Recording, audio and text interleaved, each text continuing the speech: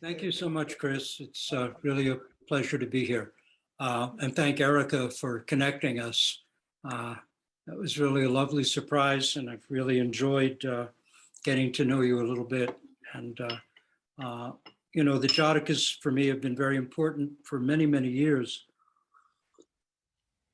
Going back to, I guess, when we first started practicing, Rose and I, we already had a child. So we were always looking for stories. And eventually that opened up into really seeing how the Jatakas connect with Zen practice for all of us, including adults, obviously. So I'd like to share with you this morning a somewhat unusual Jataka. It's the Ghana Tindu Jataka, which is number 520 in the Pali collection of 547 such past life tales of the Buddha. So let's just jump right into it.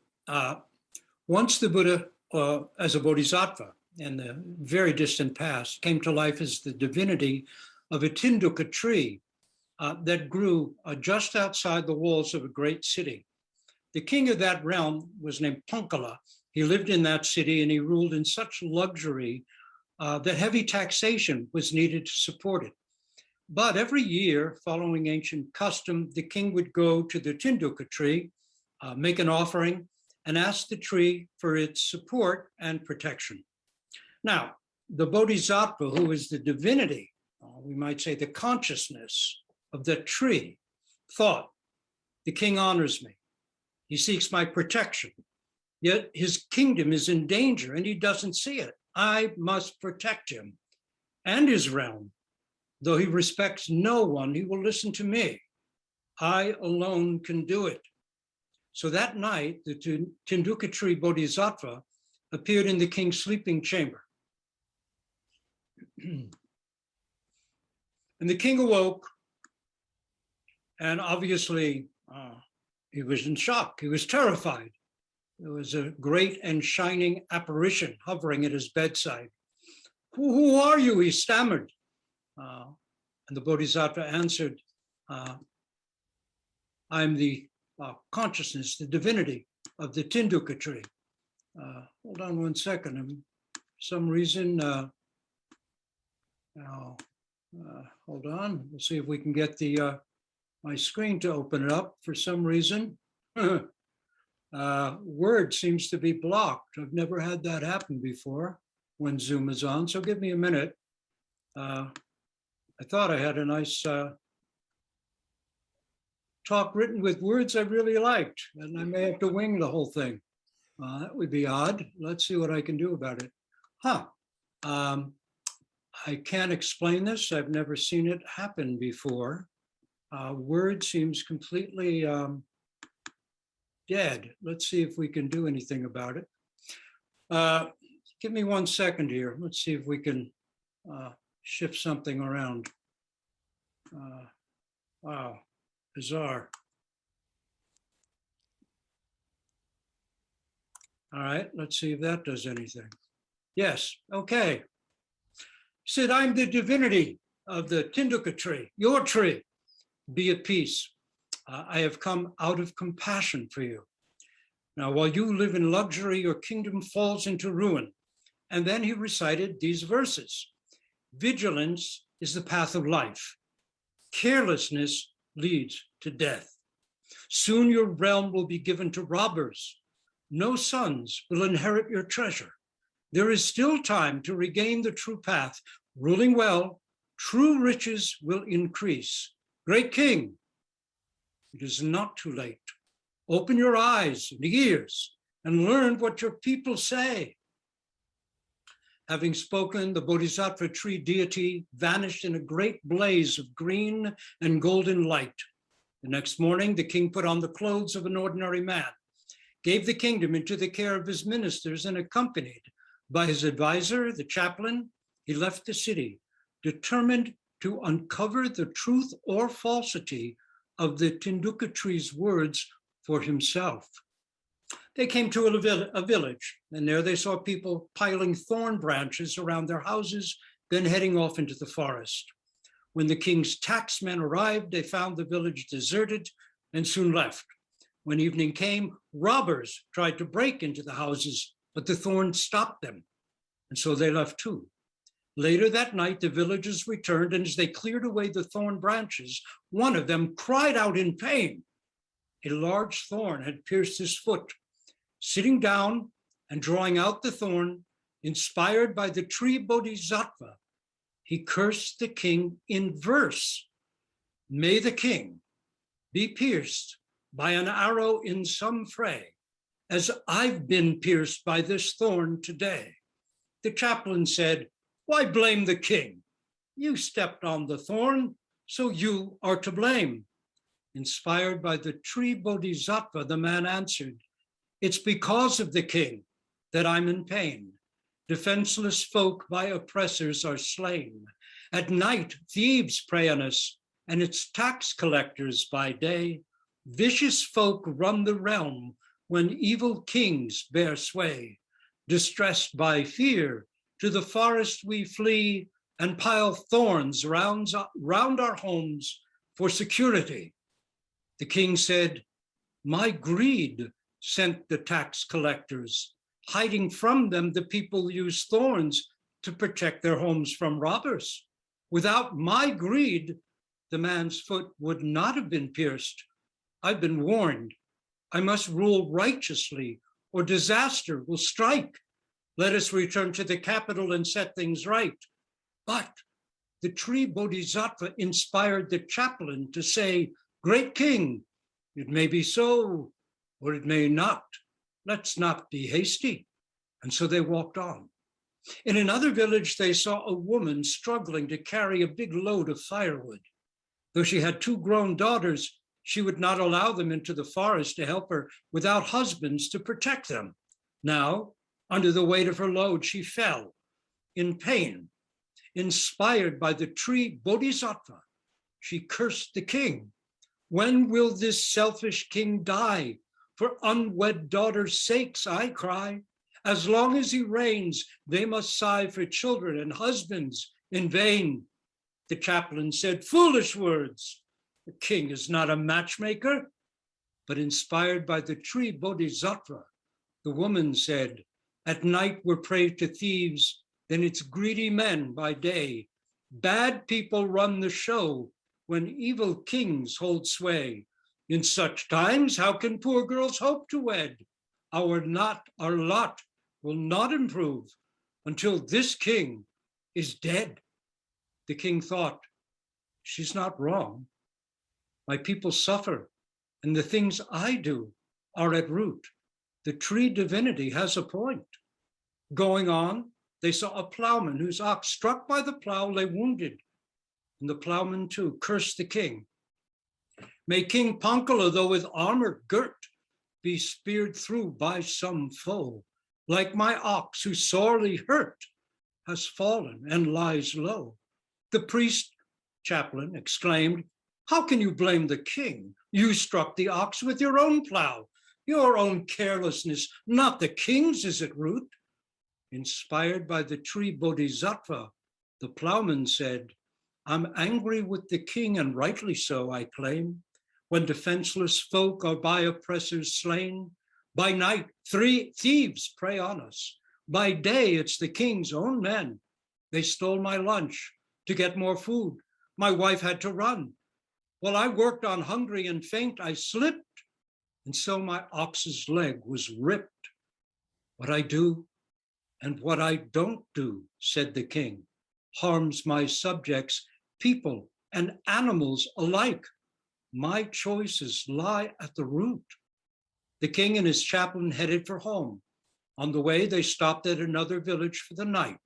In the morning, a man tried to milk a wild buffalo cow and was trampled in agony. He cursed the king with words inspired by the tree, Bodhisattva. May the king fall in some fray, as I'm laid low because of him today. The chaplain said, how is your injury the king's fault? You were trampled by a buffalo, not by the king. Inspired by the Bodhisattva, the man answered, the king's to blame, for in his reign, defenseless folk are by oppressors slain. By night it's thieves, by day the king's own men harass us sore. They took my cow, while demands for milk grow more. So a buffalo cow I tried to milk today and got badly hurt. So my curse I'll say.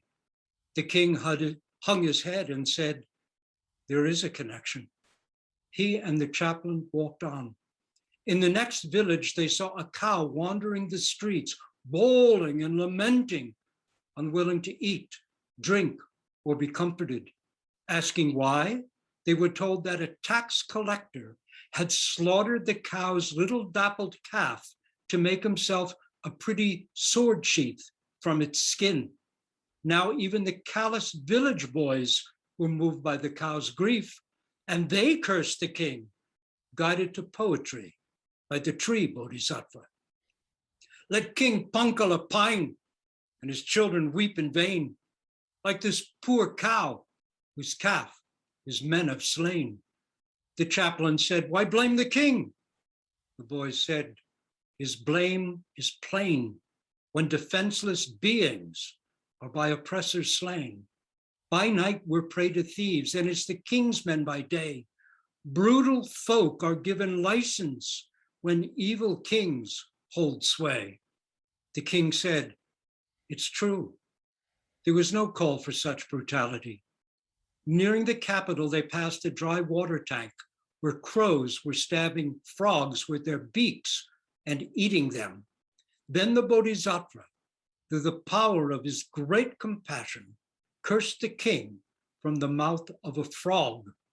So may the king in fight be beaten, his sons and all, as we woodland frogs to the village crows now fall.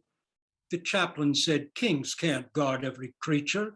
Crows eat frogs. This is only natural. Surely this can't be blamed on the king. But the frog, moved by the Bodhisattva, said, your words are flattering and will deceive the king. If blessed with prosperity, this realm would peaceful be. Village birds like the crows good offerings would then enjoy and have no need our lives to destroy. The king said, all creatures, even down to the frogs in the water tanks, suffer because of me. In the slime at the bottom of it all lies my own mind. Following where self-centeredness led, I lost the way. The tree divinity was right. I must change my life and bring benefit, even down to the frogs in the water tanks. When he returned to the city, this is what he did. In time, the realm prospered. After telling this Jataka, the Buddha said, a leader must forsake evil courses and rule for the benefit of all. If he does, or she, he will prosper and the realm benefit. At that time, I was the divinity of the Tinduka tree. Now, let's look at this from the perspective of Zen practice.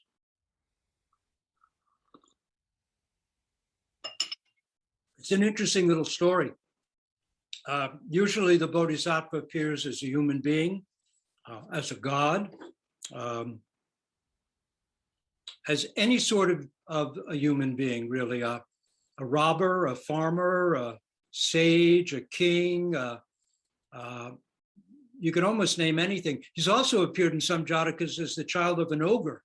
So if you think you have hard family connections, just think about being the child of an ogre. There's no obstacle to working on ourselves and maturing. But in this Jataka, he's a tree. So trees and the Buddha way naturally go together. The Buddha was born under flowering sala trees, realized perfect enlightenment under the Bodhi tree, entered parinirvana under twin sala trees. Trees were with him birth to death. In this Jataka, the Bodhisattva, the Buddha in a past life, is himself a tree, or what the Jataka calls the divinity of a tree. So I take this to mean the tree's consciousness, the consciousness of a tree. Now, the Jataka itself presents a fairly familiar story, which is that the state rots from the top down, and the suffering of self-centered leaders, that self-centered leaders cause, is pervasive and very real. So there's nothing surprising here except for the compassionate intervention of the Bodhisattva as the consciousness of a tree. Here's a 2,500-year-old tale that asks us to open to a very wide view, one that's not simply a matter of religious faith, which is that trees are alive. Now, forests, we now know, manifest a profoundly alert intelligence. Word has it these days that they form a kind of worldwide web of compassionate intercommunication. And I'm going to hold on a second. It seems pretty dark where I am. I'm going to open up a screen and let a little more light in so maybe you can see a little better. Hold on a second.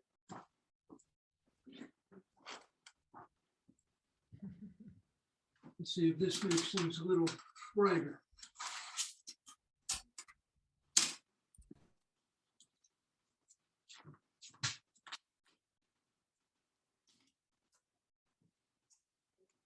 Do what we can. Anyway, is that a little brighter? Yeah. Yeah, good. Okay. So trees in forests, we're now beginning to realize form families. Older trees caring for younger relations by guiding nutrients their way. And it's even said that younger trees can care for aged tree relatives by doing the same thing, and in this way can even keep stumps alive for centuries. So trees are alive and are connected with one another. Plus, they shelter so many lives. Who's to say they're not intrinsically compassionate? Squirrels, bugs, birds, snakes, fungi, insects, grubs, all find shelter in trees. People shelter beneath their branches and gather fruit, nuts, bark, sap, for food and medicines. In India, trees have been loved and respected for providing shade from the killing heat. And drawing on this, an old Zen teacher said, "I want to be like a great shade tree, able to shelter all beings." Even in death, trees benefit others by decaying into pulp, adding nutrients to the soil, and while alive, they pump oxygen into the atmosphere. In fact, without plants and trees, there would be no life on this earth. Over countless millions of years, they quietly transformed a barren planet into a garden. And today they continue oxygenating the atmosphere, pulling heavy metals from the soil, pollutants from the air. They're also the only form of life, as far as I know, that does not need to kill to live. They photosynthesize their life energy directly from sunlight. So how's that for non-harming or ahimsa? Who's to say then, given all this, that trees don't, let's put it this way, that no compassionate aspiration lies beneath all this? When we see the activity of trees, how can we say that they're not intrinsically compassionate? So we might say bodhisattvas and trees pretty naturally go together. And how about this? This is a quote from Richard Powers' novel, The Overstory. I don't know if you know this, but here's this amazing quote. "You and the tree in your backyard come from a common ancestor. 1.5 billion years ago, the two of you parted ways. But even now, after an immense journey in separate directions, that tree and you still share a quarter of your genes." So the Talmud says that every blade of grass has its angel hovering over it, whispering, "Grow, grow." Here, the Bodhisattva, as the divinity of a medicinal tree, extends encouragement far beyond the needs of his own tree, as well as beyond the needs of his own species. More than that, he offers life-changing help, which is rather astonishing when you think about it. After all, trees are rooted in one spot and only mobile in a very limited extent on a very slow timescale.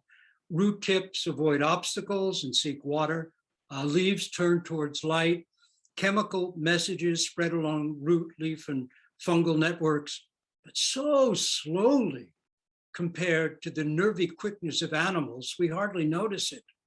So how can the consciousness of a tree, the divinity of a tree, as it appears in this Jataka, actively help anyone but other trees? What can a tree do for others besides offering or beyond offering fruit, sap, shade, oxygen, roots, leaves, and bark for teas and medicines, or by allowing bugs, rodents, fungi, snakes, birds, etc., to use it as a home?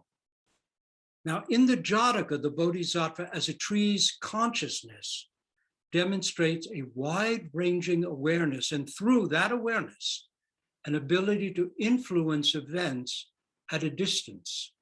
Is this mere fantasy, or does it touch on truth? When you think about it, trees actually could have such a mind. Though rooted in one spot, a tree is simultaneously woven through roots, leaves, and fungal webs into the entire living fabric of forest and city. Absorbed in the great web of life ringing the planet, a tree also extends endlessly upward, exchanging energy with sun, moon, and stars. What then are the limits of its body and consciousness? Wu Men, in his verse to case number 20 of the Gateless Barrier, the Wu Men Kwan, or Mumonkan in Japanese, says, "My body is so big, there's no place to put it. When the self-centered body and mind fall away, what size actually are we?"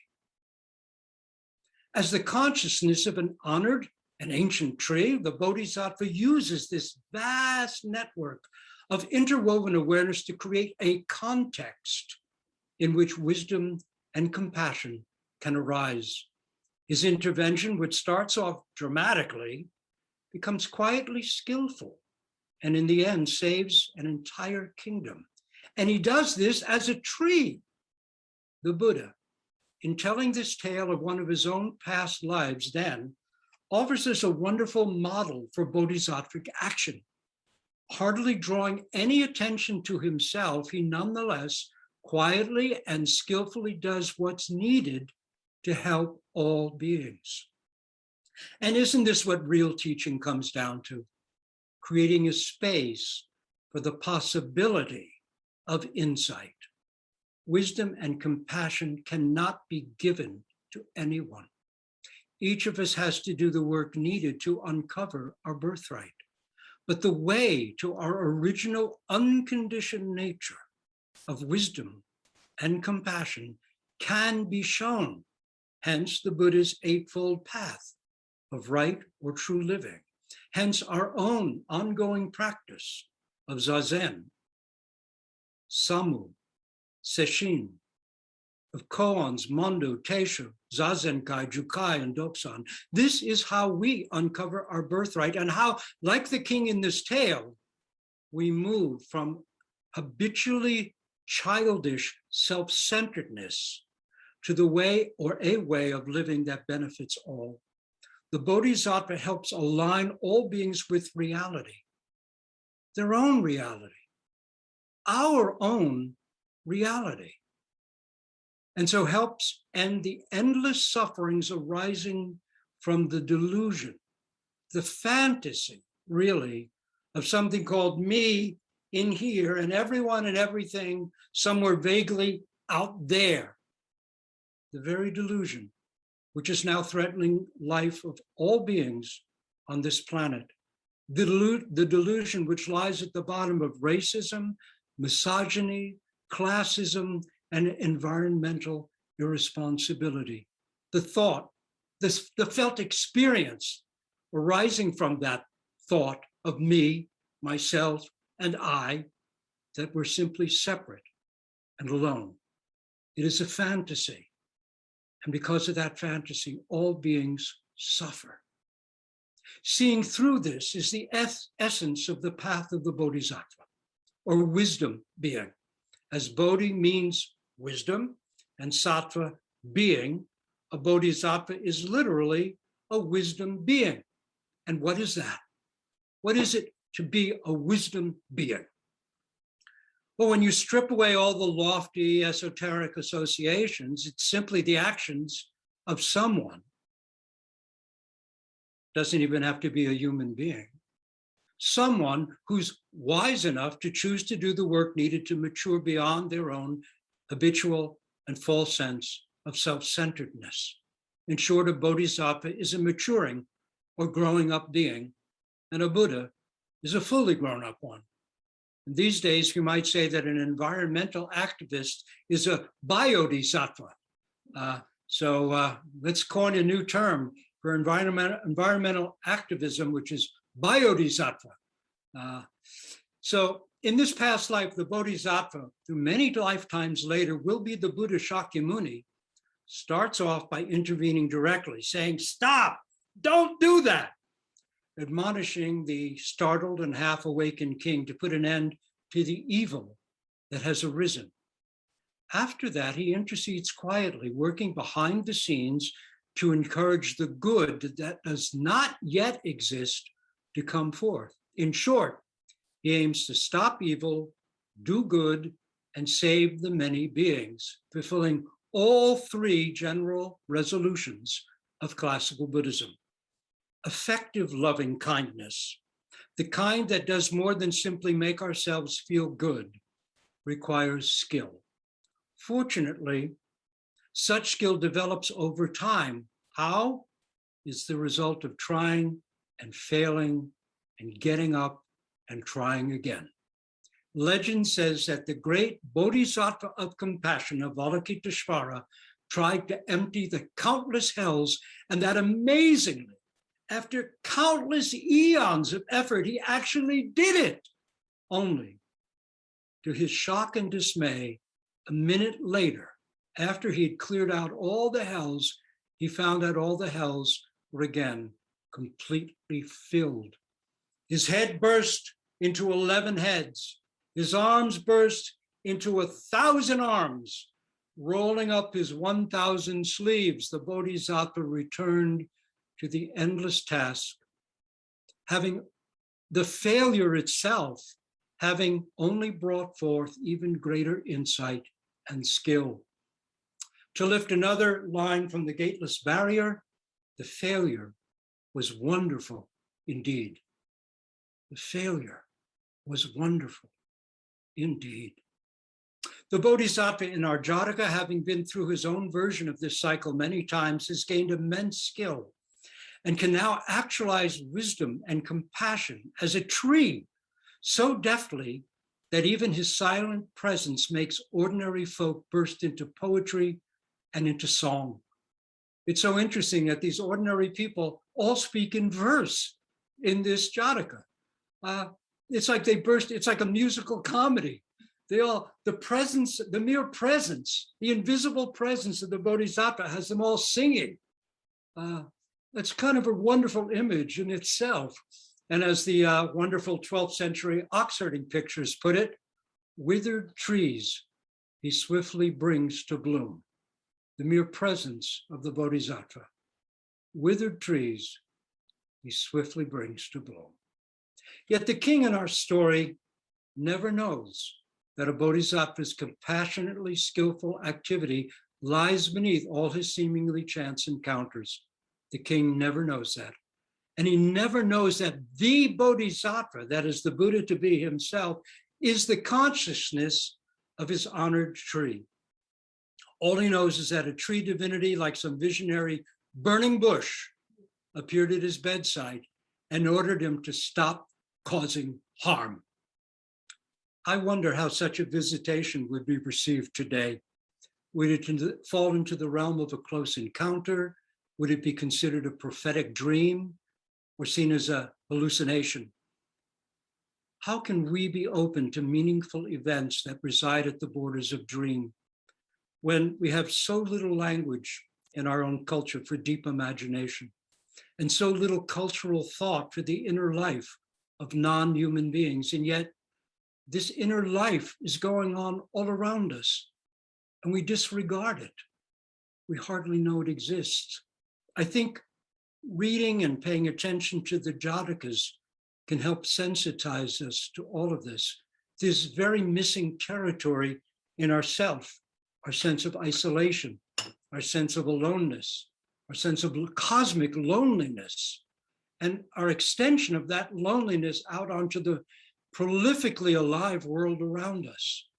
We forget about the power of dream and the sensitivity to the rich inner life of all the living beings around us. I think the Jatakas are a pathway back into this for all of us. So they're not just children's stories at all. Though maybe children's stories would be a good way to sensitize ourselves to the same territory. Anyway, it's only after this strange encounter that the king begins to reveal something of his deeper potential. He will now, after having this visitation by this kind of burning presence of the tree, will not simply accept even a divinity's words, but must personally confirm their truth or falsity for himself. In this, he establishes the foundation for lasting change. Here's where the king's innate wisdom begins to appear. Rather than simply doing what he's been told, reacting in fear to some kind of supernatural warning, he insists on a personal experience of truth. It is the beginning of wisdom. A further clue to the king's potential lies in the fact that each year he makes offerings to the Tinduka tree. This little bit of faith in something greater than himself, something beyond himself. This tiny crack in his ego shell is the doorway through which bodhisattvic wisdom can enter. Small acts of faith can have large consequences. Tiny acts of faith can have huge consequences over time. And the Bodhisattva just doesn't set things in motion, then disappear saying, hey, I did my Bodhisattva job, now it's up to him. No, he follows through. Commitment is proof he means business. A Zen saying says, when you kill, make sure you see the blood. The violence is not to be taken literally. It's simply a dramatic device to make the point stick. It'll stick in your mind, having heard that. When you kill, make sure you see the blood. What it means is, if you're going to do something, do it all the way. Do it with all you've got. Do it with a whole heart. Don't be tentative. As the consciousness of a tree, deeply rooted in the earth, vastly open to stars and moon and sun and wind and rain, to bugs and birds, beasts and human beings, the Bodhisattva actualizes Bodhisattva vows. Even as a tree, he models how to do good, avoid evil, and save the many beings. And so he creates a template for all followers of the Buddha way, even today. If the aspiration is deep enough, this story tells us that even when stuck in one spot, even when isolated and socially distanced, it's possible to help liberate all living beings. Creativity comes into play here.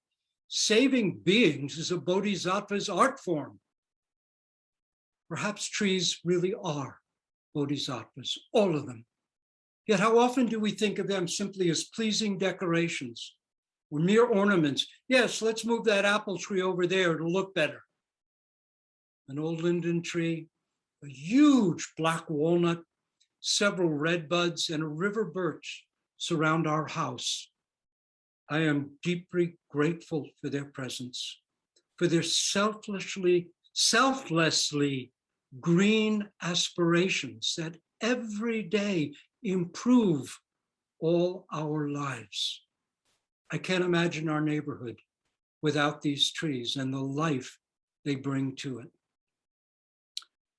Now, once the great Zhao Chu, that's Chinese, you might know him as Joshu. Once the great Zhao Chu was asked Why did Bodhidharma come from the West? That is, what's the highest teaching of the Buddha Dharma? The one that made Bodhidharma at an advanced age and at the risk of his own life travel from India to China to share. Zhao Chu said, the oak tree in the front garden. Did he mean that Bodhidharma was so compassionate he came even for the sake of the tree? Did he mean a tree is Buddha? Hardly. Zhao Chu's lips, it said, flashed light, offering no concepts, nothing secondary at all, nothing to cling to or build a comfy nest on. His words come in under the radar, presenting truth directly. The oak tree in the front garden. That's it. That's it. A final point before we close. Did you know that in English, the words tree and true, the words tree and true have the same etymological root, the same linguistic root, tree and true. Isn't that wonderful? A seed of insight is surely buried right there. How might we, that is, each one of us, help it not just to grow, but to flourish and become all that it might be capable of. So we'll stop here with the talk itself, and I'll look forward to seeing if there might be any questions, issues, stuff we might talk about or anybody might like to bring up. So Chris, I'll turn it over to you to officiate this. So thanks.